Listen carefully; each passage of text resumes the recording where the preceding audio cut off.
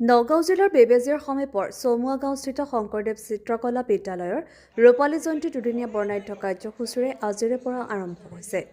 জিলাখনৰ উল্লেখযোগ্য শিল্প শিক্ষা প্ৰতিষ্ঠান চিত্ৰকলা বিদ্যালয়ৰ ৰূপালী জয়ন্তীৰ কাৰ্যসূচী অনুসৰি পুৱা পতাকা উত্তোলনেৰে শুভাৰম্ভণি অনুষ্ঠান আৰম্ভ কৰি উদযাপন সমিতিৰ সভাপতি ডক্টৰ ধনঞ্জয় কুশ্ৰে। লগতে অন্য ২৫খন পতাকা উত্তোলন কৰে। বিশিষ্ট ২৫গৰাকী ব্যক্তিয়ে হিয়াৰামঠু শিল্পী জুবিন গাৰ্গৰ প্ৰতি শ্ৰদ্ধাঞ্জলি জ্ঞাপন কৰে। লগতে স্মৃতি তৰ্পণ আৰু বন্তি প্ৰজ্বলন কৰে। ইয়াৰ পাছতে ২৫ গছি বন্তি প্ৰজ্বলন কৰে ২৫গৰাকী বিশিষ্ট ব্যক্তিয়ে।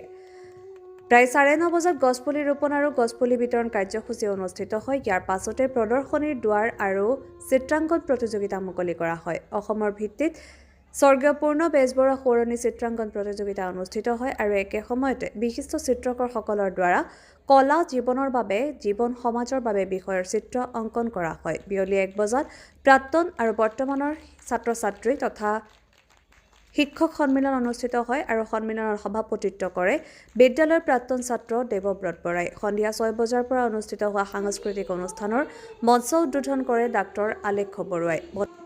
জয় গুৰু শংকৰ। আজি আমাৰ এই শংকৰদেৱ চিত্ৰকলা বিদ্যালয়ৰ ৰূপালী জয়ন্তীৰ প্ৰথম দিনাৰ কাৰ্যসূচী সময়ত সমবেত শিল্পীসকল, ছাত্ৰ ছাত্ৰীসকল, অভিভাৱকসকল আৰু বিশিষ্ট ব্যক্তিসকল সভা দিয়ে শ্ৰীচৰণত আমি সেৱা জনাইছোঁ। আমাৰ এই বিদ্যালয়ে ২৫ বছৰ গৰকি এবছৰীয়া কাৰ্যক্ৰমৰ যি ৰূপালী জয়ন্তী কাৰ্যসূচী লোৱা হৈছিল, ইতিমধ্যে আমাৰ আন্তঃৰাষ্ট্ৰীয়ভাৱে বাঁহী বাদনৰ কাৰ্যসূচী হৈ গৈছে, ঢোল বাদনৰ কাৰ্যসূচী হৈ গৈছে। এইদৰে আমাৰ বৰ্ষা যোৱা অন্তত আমি সামৰণি অনুষ্ঠান ভাগ আজি ৩ আৰু ৪ জানুৱাৰী তাৰিখে আমাৰ এই বিদ্যালয়ৰ প্ৰাংগণতে অনুষ্ঠিত কৰিছোঁ। ইয়াত আমি আন্তৰ্জাতিক খ্যাতিসম্পন্ন চিত্ৰকৰসকলক আমি মাতি তেখেতসকলৰ ইতিমধ্যে চিত্ৰাংকন চলি আছে। আমাৰ শিশুসকলে যাতে তেওঁলোকক দেখি প্ৰেৰণা পায় আৰু শিশুসকলৰ এতিয়া চিত্ৰাংকন প্ৰতিযোগিতা চলি আছে, তেওঁলোকলৈকো শুভেচ্ছা জনাইছোঁ।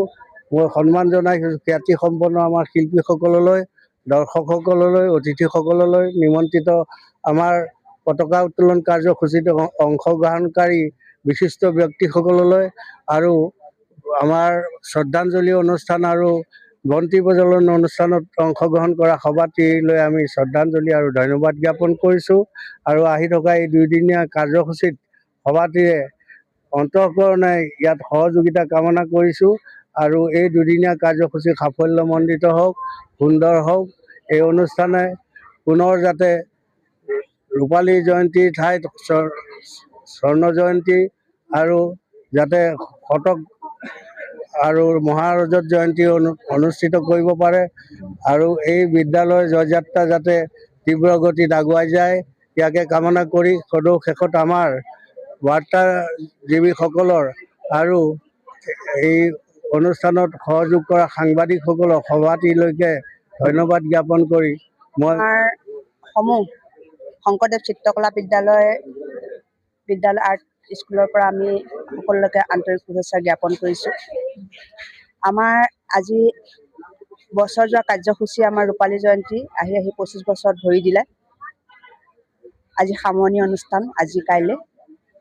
আজি বৰ্তমানলৈকে আমাৰ যিমান অনুষ্ঠান হ'ল সকলো অনুষ্ঠান ভালে কুশলে গৈছে আৰু বিভিন্ন প্ৰান্তৰ পৰা, অসমৰ বিভিন্ন প্ৰান্তৰ পৰা আমাৰ অতিথিবৃন্দ আহিছে।